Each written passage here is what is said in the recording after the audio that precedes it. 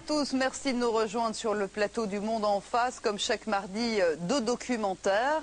Dans une heure, nous irons dans un lieu qui est un bon baromètre de la crise sociale et économique. C'est le Mont-de-Piété à Paris. De plus en plus de Français, vous allez le voir, viennent y déposer leurs objets de valeur pour boucler les fins de mois. Mais tout de suite, je vous propose de nous replonger dans le dossier Florence Cassé. Le sort de cette Française est désormais suspendu à la décision de la Cour suprême du Mexique. C'est son ultime espoir de retrouver la liberté, elle qui a été condamnée à 60 ans de prison pour kidnapping. Depuis son arrestation en 2005, la Française ne cesse de clamer son innocence. Alors, était-elle au mauvais endroit, au mauvais moment? A-t-elle été victime d'un complot? C'est une enquête signée Patrice Dutertre et Othello Kahn. Florence Cassé, l'ultime recours. On se retrouve juste après.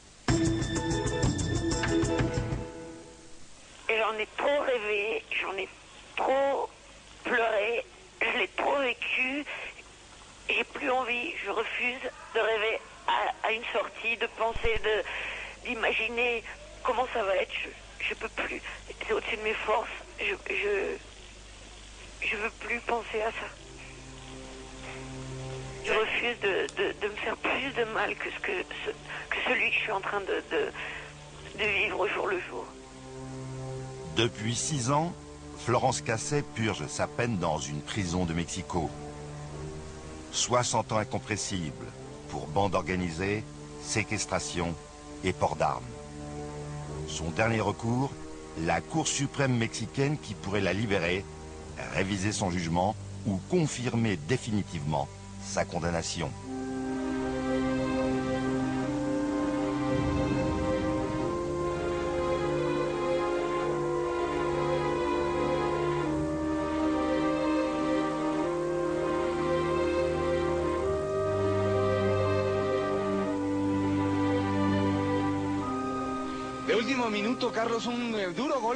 Le 9 décembre 2005, à 7 h du matin, des dizaines de millions de téléspectateurs mexicains assistent en direct à l'arrestation de 2 kidnappeurs, un homme et une femme, et à la libération de 3 otages. Cette opération est menée par les forces spéciales de la police fédérale. Israel Vallarta, le premier, est neutralisé, menotté et traîné brutalement devant les caméras. L'homme se défend d'être un kidnappeur. Il dit être simplement le loueur des lieux où étaient séquestrés les 3 otages. La jeune femme arrêtée est française. Elle s'appelle Florence Cassé. Florence, no tengo nada que ver. No soy su esposa. ¿Qué hacía aquí? Nada. Yo no sabía nada. ¿Quién es usted? ¿Qué hacía aquí? ¿Cómo? ¿Qué hacía usted aquí? ¿Sabe que aquí había 3 personas secuestradas? Están No lo sabía. al lado de usted. No lo sabía. No lo sabía.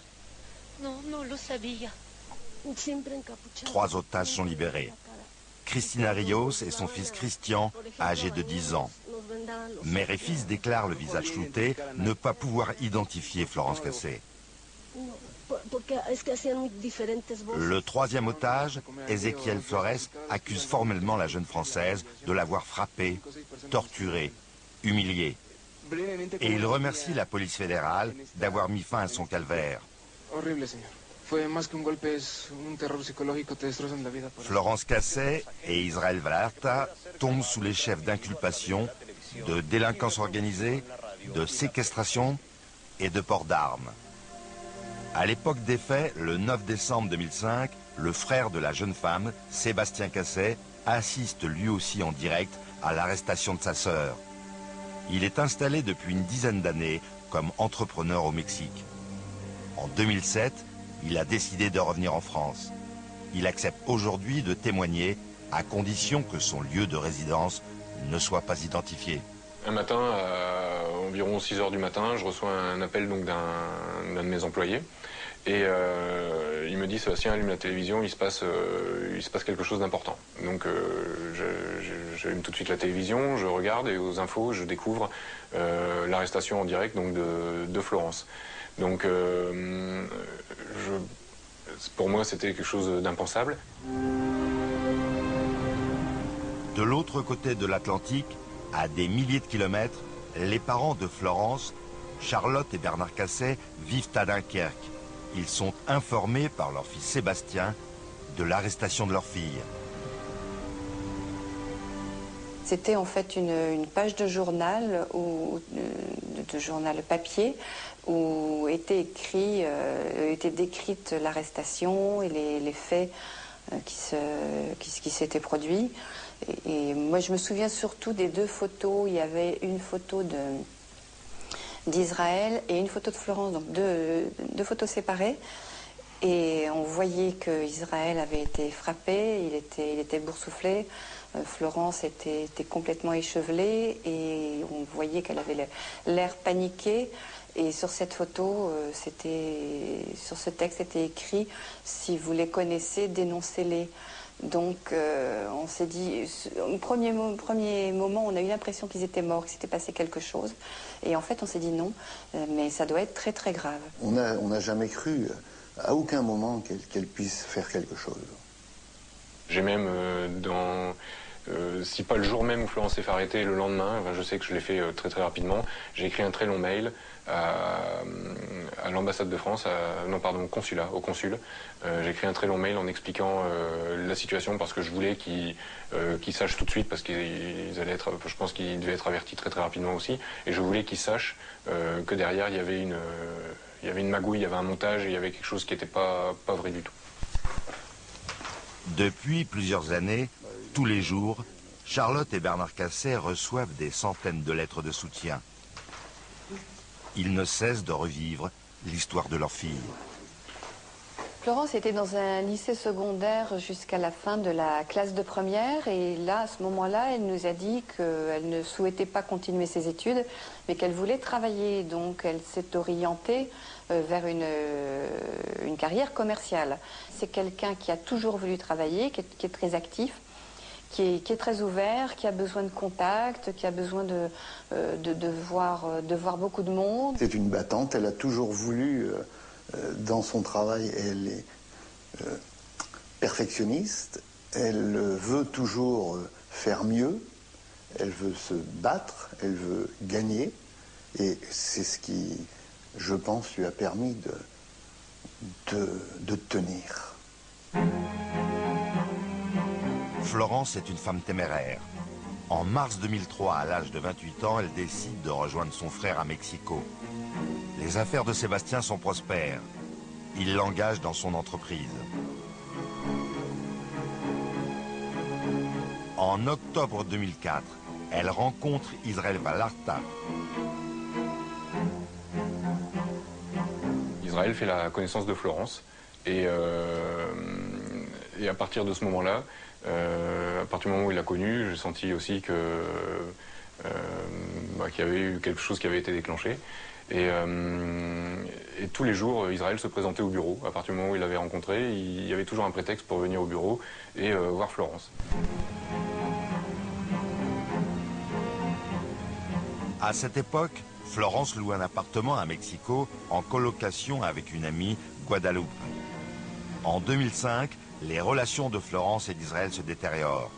Elle rompt définitivement avec lui. Le 22 juillet, Florence rentre en France et cherche un travail pendant 2 mois sans succès.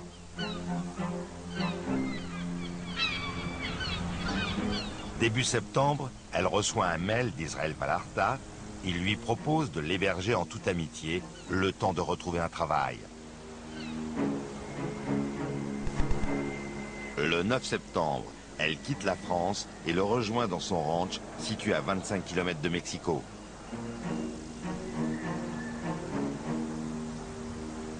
Elle ne sait pas qu'Israël Vallarta est surveillé par la police.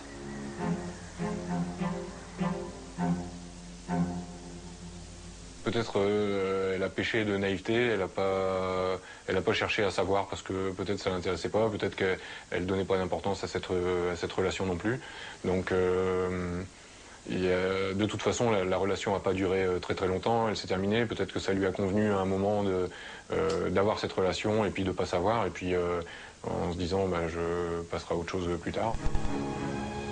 2 mois plus tard, le 6 novembre 2005, elle est engagée comme hôtesse d'accueil dans un grand hôtel international. Très appréciée dans son nouveau travail, elle monte en grade et s'occupe des clients importants. Le 1er décembre, elle trouve un appartement proche du lieu de son travail et signe un bail. Elle reprend ses meubles laissés chez Israël Vallarta. C'est lors de ce déménagement qu'ils sont arrêtés. En décembre 2006, un an après l'arrestation de Florence Cassé, le nouveau président Felipe Calderón déclare la guerre au cartel de la drogue. Le nombre de morts de cette guerre, qui n'a pas de nom, dépasse largement celui de l'Irak et de l'Afghanistan. 50 000 morts en 5 ans. L'autre fléau du pays, ce sont les enlèvements. 70% de la population craint d'en être victime. Pour répondre à l'inquiétude générale, l'État inonde la seule grande chaîne de télévision avec des images de la guerre contre les cartels de la drogue et de la répression contre les pires ennemis de la population, les ravisseurs d'otages.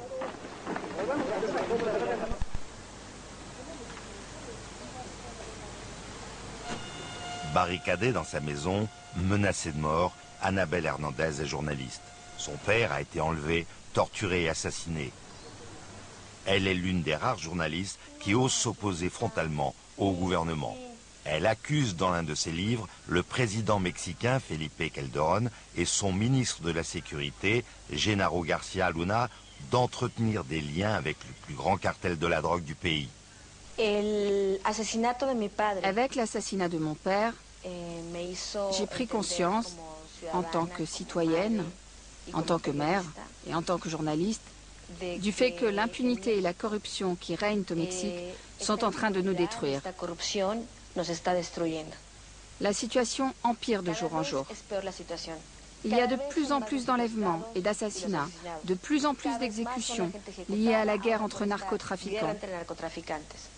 Face à une telle situation, on ne peut pas rester les bras croisés. J'essaie d'apporter ma pierre à l'édifice pour que l'opinion publique sache la vérité.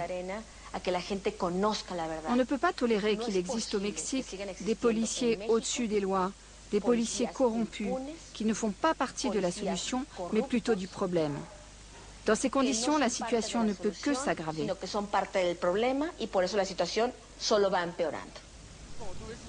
Dans ce contexte de violence et de peur des enlèvements, l'arrestation de la Française passionne l'opinion publique. 2 mois après son arrestation, l'émission phare de grand reportage, Punto de Partida, décide de faire un portrait de Florence Cassé. Pour préparer l'émission, la journaliste Yuli Garcia réussit à obtenir, avec beaucoup de difficultés, les images de l'arrestation. Cette arrestation a été organisée par Genaro García Luna, le patron de la police fédérale. Dans les images, on voit les policiers en file indienne, prêts à l'assaut. Une dizaine de policiers qui attendent qu'on leur donne l'ordre d'y aller, d'entrer dans la maison où sont séquestrés les otages. Là où c'est drôle, c'est qu'ils se trompent. Ils commencent à avancer et quelqu'un leur dit « Non, non, reculez, ce n'est pas le moment ». Il y a aussi des conversations entre le reporter sur place et le responsable du journal télévisé. Quand j'ai vu Genaro García Luna pour préparer l'émission, il a été très sec avec moi et surtout bien déterminé à me faire comprendre que ce que je voulais rendre public ne lui paraissait pas opportun. Puis il est sorti de la pièce et m'a laissé avec 2 ou 3 membres de son équipe. Et là, ils m'ont dit, ils ont commencé à devenir assez agressifs. Je tiens à dire qu'ils ne m'ont jamais menacé, mais ils ont essayé de m'intimider. Et ils m'ont dit, ce n'est pas bon, ni pour toi, ni pour le Mexique, que tu racontes cette histoire. Ça ne rapportera rien à personne. Tu feras mieux de réfléchir à ce que tu vas faire, parce que ça risque de causer plus de mal que de bien. L'émission de Denise Marker a lieu le 5 février 2006. L'invité principal est Genaro García Luna. Denise Marker met en cause, document à l'appui, la date de l'arrestation de Florence Cassé, et d'Israël Vallarta. La journaliste détient le procès-verbal rédigé par les policiers qui ont arrêté Florence Cassé et Israël Vallarta. Il est daté du 8 décembre 2005 à 10h30 du matin, ce qui prouve que les images tournées le 9 décembre à 7h du matin sont une reconstitution pour la télévision. Le chef de la police est obligé de le reconnaître. Il se défausse sur les médias et les accuse d'être responsables de ce montage. La reconnaissance de ce simulacre d'arrestation est essentielle pour la défense de Florence Cassé. Une autre mauvaise surprise attend Genaro Garcia Luna. L'appel en direct de Florence Cassé depuis sa prison. Dígame, adelante, Florence. Adelante. Dígame. Bueno. Sí, ¿tiene algo que decir? Sí. No fue arraigada el 9. Eso es falso. Perdóname, señor, que está diciendo eso. A mí me detuvieron el 8 de diciembre a las 11 de la mañana, el 9 en la mañana, a las 5 de la mañana, me metieron a la fuerza me pegaron y a la fuerza me pusieron adentro de esta cabanita dentro del rancho. Florence Cassé va payer très cher ce coup de téléphone.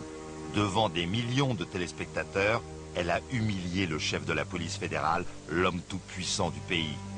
Un mois après, en mars 2006, elle est transférée dans l'une des prisons les plus dures du Mexique, Santa Marta.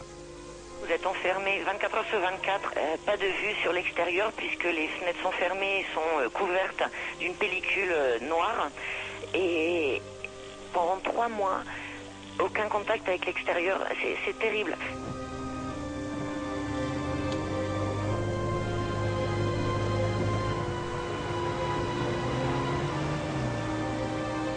Nous avons rencontré 3 témoins essentiels. Ils accréditent la déclaration d'innocence de Florence Cassé. Ces témoignages n'ont jamais été retenus par le juge en charge du dossier. Comme ce couple de restaurateurs établi non loin du ranch, Alma et Angel, qui recevaient quotidiennement Florence Cassé et Israël Vallarta. Alors, ça s'est passé le 8 décembre. C'était un jeudi, parce que le jeudi, je vais à la centrale d'achat. Et ce jour-là, un chauffeur de taxi me rendait le service de m'y emmener. Bref, quand on est revenu, j'ai proposé un café au chauffeur du taxi. Je lui ai dit, vous voulez un petit café? Il me répond d'accord. Et c'est là que Florence est arrivée. Elle me disait toujours bonjour. Alors elle vient me voir, elle me fait la bise, elle monte les marches, là. Et elle va s'asseoir. Au bout d'un moment, Israël passe dans une camionnette blanche. Florence monte avec lui, ils s'en vont. Comme je venais de payer le chauffeur de taxi, il est parti presque en même temps, juste derrière eux. Plus tard, ce soir-là, quand il est rentré chez lui, après sa journée de travail, le chauffeur de taxi me téléphone et me dit « Votre amie, la jolie fille », puisqu'il la trouvait très jolie. Vous savez ce qui lui est arrivé? Ce matin, dans le virage, en bas, elle s'est fait arrêter par des hommes en voiture particulière. Ils l'ont fait monter dans une voiture. Et l'homme avec qui elle était, ils l'ont fait monter dans une autre voiture. Il m'a demandé, peut-être qu'ils ont été enlevés? Je lui ai répondu, je ne crois pas, sinon je serais au courant. Voilà ce qui s'est passé ce jour-là. Angel était depuis plusieurs années l'homme à tout faire d'Israël Vallarta. Il possède encore une clé du ranch. Moi, ils ont gagné ma confiance. Et comment dire, ils m'ont donné cette clé, vous voyez? C'est la clé du ranch. J'y suis toujours allé à n'importe quelle heure, quand ça me chantait. J'y allais quand je voulais. Oh, il n'y avait rien de particulier.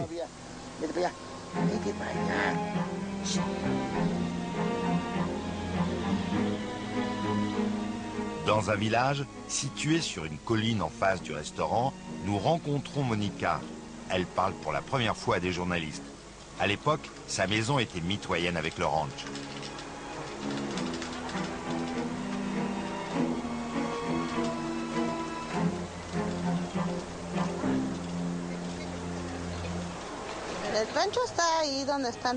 Le ranch est de ce côté, là-bas. Vous voyez où il y a tous les arbres? Là où il y a la maison jaune? Le ranch est derrière. Et moi j'habitais à 100 mètres de ce côté-là. J'habitais juste à côté du ranch et je passais tous les jours devant.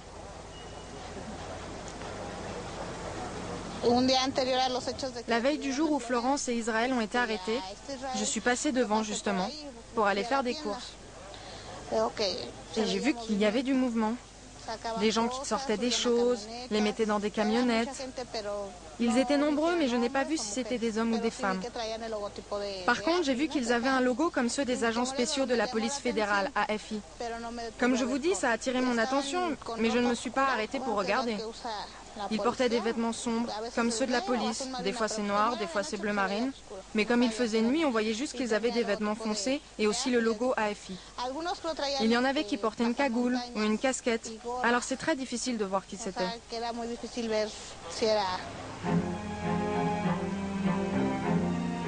Ces témoignages posent plusieurs questions. Qui aurait gardé les 3 otages entre le 8 décembre à 10h30 du matin et le 9 décembre à 7h du matin? 20 heures pendant lesquelles Florence Cassé et Israël Vallarta étaient entre les mains de la police. Et pourquoi des agents de la police fédérale réaménageaient-ils le ranch à la tombée de la nuit? Auraient-ils fabriqué les décors pour le tournage de l'arrestation du lendemain? Les déclarations des victimes posent aussi question. Ezequiel Forès reconnaît la voix d'une femme cagoulée au fort accent français. Il l'accuse de lui avoir fait une piqûre anesthésiante afin de lui amputer le doigt et obtenir une rançon.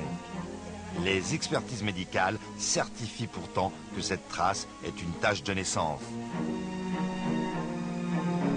Quant aux 2 autres victimes, Christina et son fils, âgés de 10 ans, ils déclarent face caméra ne pas reconnaître la voix de Florence Cassé et ils ajoutent qu'ils étaient détenus dans un autre lieu. Le 8 février 2006, Christina est emmenée par des agents du ministère public dans une maison située dans un quartier périphérique de Mexico, à des dizaines de kilomètres du ranch. C'est l'habitation de la sœur d'Israël Vallarta, Lupita.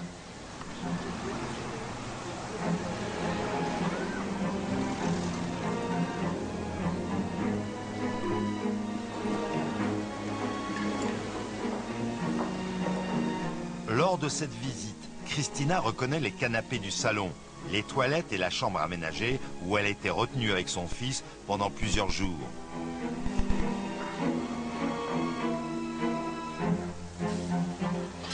La police découvre aussi des papiers d'identité appartenant à Ezequiel Flores.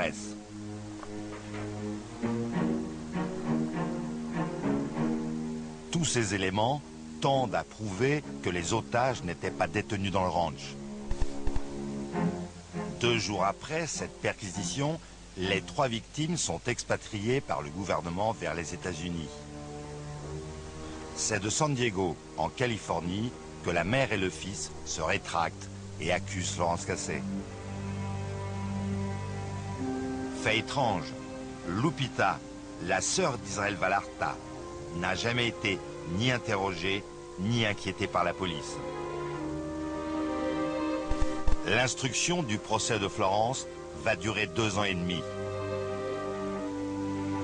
S'appuyant sur les multiples infractions juridiques et les témoignages en faveur de Florence, son avocat de l'époque est sûr de gagner. Il demande à la jeune femme de ne plus parler aux médias. J'ai pas pensé une seconde qu'en fait ça allait être terrible et que j'allais tomber dans une dépression terrible, que le fait de me taire c'était me demander de mourir à petit feu.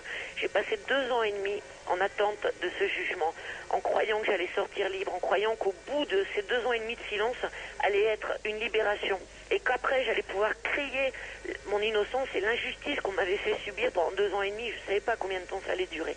On croit et on est persuadé qu'elle va sortir. Et tout son entourage, que ce soit dans le milieu carcéral, que ce soit au niveau du consulat, même la juge qu'on rencontre quelque temps avant le jugement ne nous dit pas que tout va bien se passer, mais on était confiants. On était confiants et on pensait qu'elle sortait. On nous laissait même entendre qu'il fallait lui prendre son billet d'avion pour rentrer. Parce qu'il n'y avait rien il n'y avait rien contre elle. Le 25 avril 2008, Florence Cassé est condamnée à 96 ans de prison pour les chefs d'accusation suivants: délinquance organisée, séquestration, port et possession d'armes. Israël Vallarta, quant à lui, a disparu dans une prison de haute sécurité. Il n'est toujours pas jugé. Là, j'ai eu un choc émotionnel, un coup de colère, et comme aussi un réveil, un dur et douloureux réveil. Mais là, j'ai décidé, à partir de ce jour-là, de ne surtout plus me taire. Quand on a appris qu'elle avait pris 96 ans, à ce moment-là, on a demandé au président de la République de nous aider officiellement, et on a été reçus quelques jours après. Et c'est à ce moment-là que Franck Berton est intervenu. Condamné à 96 ans, les parents, vous imaginez la détresse de cet homme et de cette femme qui arrivent voir un avocat français qu'ils n'avaient jamais rencontré, puisqu'il n'y avait pas d'avocat français préalablement à mon intervention, en disant qu'est-ce qu'on peut faire, est-ce que la France peut aider notre fille là-bas? Donc il nous a accompagnés à l'Élysée quelques jours après, quand on a obtenu ce rendez-vous. Et c'est à partir de là que l'affaire, oui, est devenue certainement politique. Moi, je me souviens d'une conversation avec Florence tout de suite dans la foulée, où elle me dit « j'ai besoin de vous ». On a eu un échange téléphonique, et c'est les premiers échanges que j'ai avec Florence à l'autre bout du monde. Je ne l'avais jamais vue, même pas de photo, parce qu'encore une fois, les médias avaient été assez timorés sur l'histoire Cassé. Et elle a crié au secours en disant donnez-moi un coup de main là-bas en France, parce que personne ne connaît mon histoire, personne ne sait ce qui s'est passé, personne ne sait de quoi je suis accusé, venez au secours. Franck Berton prend immédiatement l'avion et va voir Florence en prison. Sur place, il contacte un avocat mexicain francophone, Agustín Acosta.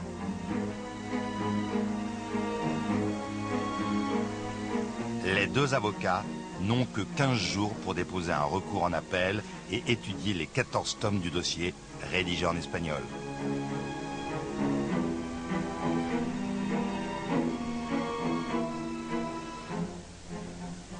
Comme tous les Mexicains, j'ai allumé mon appareil de télévision le 9 décembre 2005 et comme tout le monde, j'ai vu les images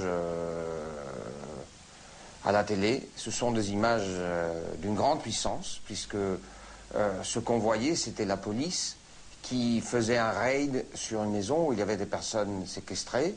Ça donnait une image d'une efficacité du travail de la police. Et en plus, quand j'ai vu ces images, étant avocat, je me suis dit, ces personnes n'auront plus une défense possible, puisqu'ils ont été pris in flagrantia. Quelques mois plus tard, j'ai su que ces images étaient un faux. Cela est gravissime parce que ça veut dire que la police et le parquet ont commencé ce dossier par la construction d'un mensonge. Il n'y a pas d'audience en appel. Il n'y a pas de débat contradictoire. Florence ne va jamais voir son juge d'appel. Les avocats ne plaident pas. Nous ne pouvons pas interroger des témoins ou de prétendues victimes. Nous avions des tas de questions avec Agustín à poser, par exemple à Christina, à son fils, à Ézéchiel. Tout ça n'a pas été possible. Le juge d'appel est seul dans son bureau. Il est accompagné tout simplement de son dossier, des écritures déposées par la défense, des écritures déposées par l'accusation, et il réfléchit et prend sa décision. Il va en effet prendre sa décision plusieurs mois après que je l'ai rencontré avec Agustín Acosta, et il va condamner Florence à 60 ans de prison. Et là, autant vous dire que c'est un séisme. À ce moment-là, quand Florence est condamnée à 60 ans d'emprisonnement, 2 ou 3 jours avant l'arrivée du président Sarkozy au Mexique en visite officielle, il est évident que la défense, que Florence, que ses parents considèrent qu'il s'agit d'une provocation de la justice, mais aussi des politiques mexicains à l'égard de Florence Cassé, mais surtout de l'État français. Et cette provocation peut peut-être même considérée comme une humiliation à l'égard du président français. Le président français avait obtenu l'assurance de Felipe Calderón qu'aucune décision judiciaire concernant Florence Cassay ne serait prise avant son voyage officiel. Il avait reçu une lettre du président mexicain dans laquelle il est écrit « Dans l'hypothèse où Florence Cassay serait condamnée, je ne serais pas opposé à envisager l'application de la Convention de Strasbourg.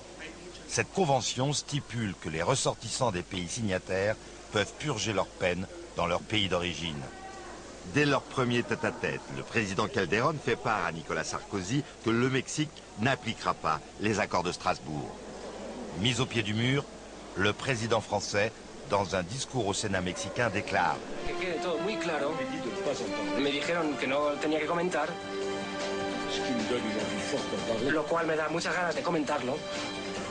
et il ajoute que le procès de Florence Cassay n'a pas été équitable et qu'il y a eu des violations régulières des droits de l'homme à son encontre.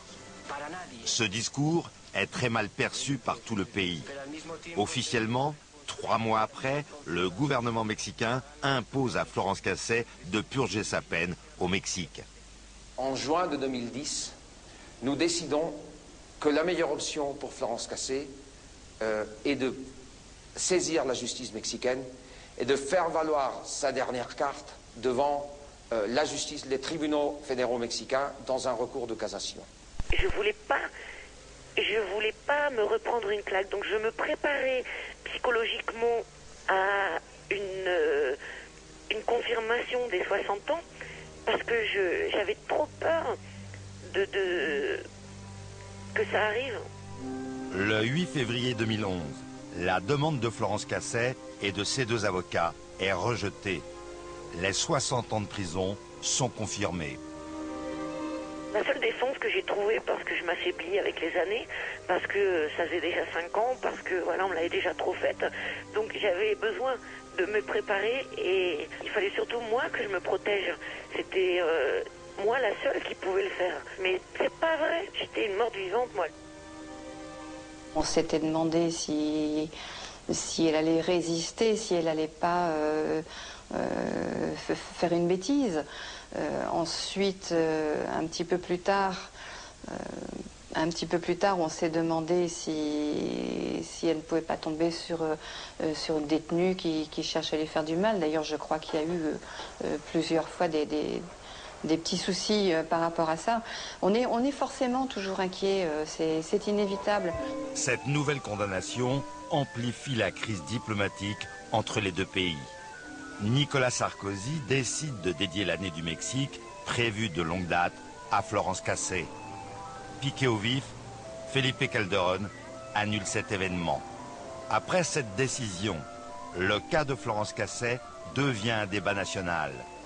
Une petite partie de la société mexicaine prend fait et cause pour Florence. Cet homme, déguisé en Super Mexico, est convaincu de l'innocence de la jeune femme. Chaque dimanche, il déambule dans les rues du centre-ville et essaie de convaincre les promeneurs de cette injustice. Merci. Vous avez entendu parler de Florence Cassay? Oui? S'il vous plaît, allez sur ce site, cherchez sur Internet. D'après ce que j'ai vu dans les médias, je pensais qu'elle était coupable. C'est vrai que j'ai pas tout suivi non plus. Mais là, en voyant ça, je me pose des questions. Tout ce que je vous demande, c'est d'aller sur le site Le Mexique pour Florence Cassay. Mais qu'est-ce qu'on doit chercher sur Internet? Je vous explique, vite fait. Ça, c'est un site sur lequel vous pourrez trouver des informations sur Florence Cassay. C'est une Française qui est victime d'une injustice. Vous avez dû la voir à la télévision. Moi, ce que je vois, c'est que l'injustice au Mexique s'applique aussi aux étrangers. L'injustice est la même pour tous? Non, je veux dire que la même loi s'applique à tout le monde, les Mexicains comme les étrangers. Moi, je me suis dit, c'est scandaleux que des étrangers viennent au Mexique, ils prennent du bon temps et après ils osent nous faire des choses pareilles. Moi, j'ai trouvé ça terrible. Ils ont réduit sa peine de 90 à 60 ans. Ça, c'est terrible. Moi, je savais qu'elle était en prison. Mais je ne savais pas qu'elle avait pris 60 ans, la pauvre. Eh oui, je vous laisse travailler, merci. À très bientôt.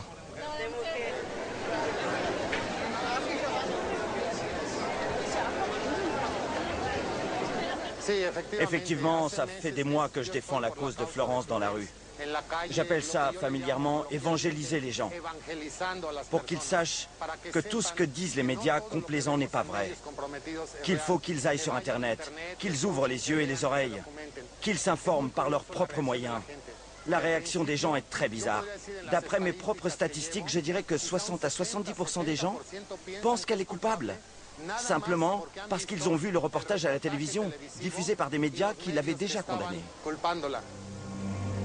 Ces 70% de Mexicains, persuadés de la culpabilité de Florence Cassé, craignent un jour d'être victimes d'enlèvement.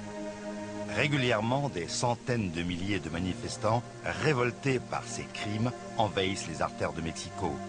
Ils sont tous habillés en blanc. José Antonio Ortega est l'un des organisateurs de ces marches blanches. Il est avocat.